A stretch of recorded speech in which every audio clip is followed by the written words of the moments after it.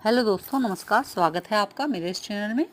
तो शुरुआत करते हैं कामिक एकादशी जो 21 जुलाई इसी माह में पड़ रही है। तो बात करते हैं कि कामिका एकादशी क्यों मनाई जाती है।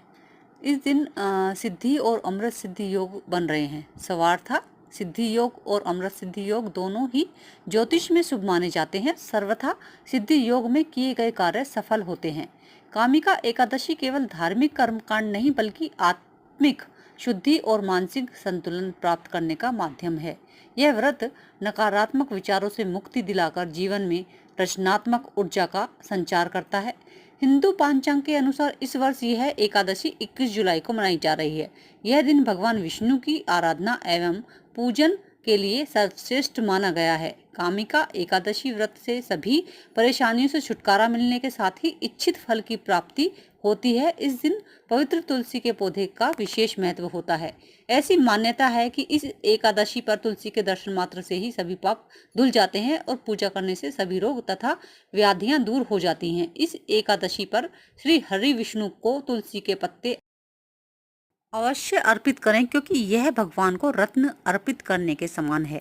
जो व्यक्ति इस दिन तुलसी को जल चढ़ाएगा उसे मृत्यु के देवता यमराज का भय कभी नहीं सताएगा।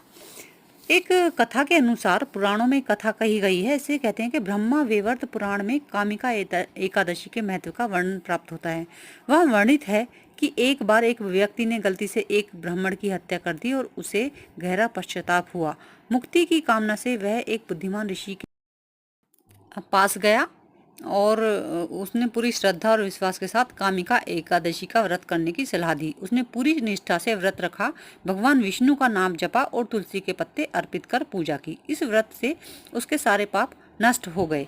एक दूसरी कथा के अनुसार कहा गया है कि एक क्रोधी व्यक्ति एक जगह रहता था। वह एक दिन उसका एक ब्राह्मण से झगड़ा हो गया और क्रोध में आकर वह व्यक्ति ब्राह्मण की हत्या कर देता है। ब्रह्म हत्या के पाप से दुखी उस व्यक्ति ने ब्राह्मण का अंतिम संस्कार करना चाहा, लेकिन अन्य ब्राह्मणों ने उसे ऐसा करने से रोक दिया। ब्रह्म हत्या का दोषी होने के कारण ब्राह्मणों ने उसके यहाँ भोजन करने से इनकार कर दिया। उससे वह फिर दुखी होकर उस व्यक्ति ने एक ऋषि से इस पाप के निवारण का उपाय जानना चाहा। इस पर ऋषि ने उसे कामिका एकादशी व्रत करने के लिए कहा। इसलिए जब भी हम इस व्रत को रखेंगे तो उसमें है कामिका एकादशी। एक ब्रह्म मुहूर्त में स्नान करके स्वच्छ वस्त्र पहने और व्रत का संकल्प लें। विधि विधान से विष्णु जी की पूजा आरंभ करें। भगवान को फल फूल तिल दूध और चरणामृत अर्पित करें।